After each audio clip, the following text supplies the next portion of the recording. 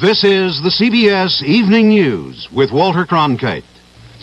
Good evening. The question of South Africa and its repressive racial policy is back in the United Nations with a vengeance and with the potential of severe embarrassment for the United States. The black African nations have gone back to the Security Council seeking strong action against South Africa, perhaps even economic boycott. The Carter administration is reluctant to act now because it needs South Africa's help in resolving the more immediate Rhodesian problem. Richard C. Hotlett reports. The Africans came to the Council for immediate action against the government of South Africa and its apartheid policy after what they see as years of empty protest. Mahmoud Mestiri of Tunisia spoke as chairman of the African group. We're convinced that the hour of truth has arrived. If the United Nations does not meet Pretoria's most recent challenge, then no decisive progress can be made anywhere in southern Africa.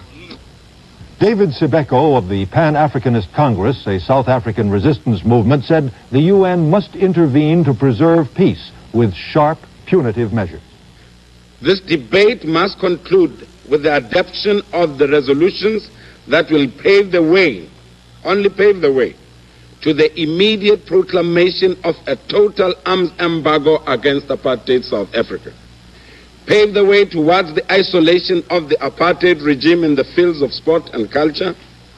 Pave the way towards the termination of all joint or exchange scientific projects and towards the total diplomatic isolation of the apartheid regime. The United States, Britain, and France have opposed using the UN Charter's sweeping enforcement powers against South Africa. But if the West remains solid, it antagonizes the Africans, while if the Carter administration now joins the Africans, it breaks with its allies. It's a presidential dilemma. Richard C. Hotlett, CBS News, United Nations. After that Security Council meeting, U.S. Ambassador Young said he personally favors some form of sanctions against South Africa, but he added the President and Secretary of State will have to decide what sanctions are appropriate in these conditions. South African Prime Minister Foster and the State Department were in dispute today. Foster said in an interview yesterday that he never assured the United States that South Africa would not develop nuclear weapons. But a department spokesman said a formal assurance was made in a letter from Foster to President Carter just 11 days ago. It just feels like someone's in there.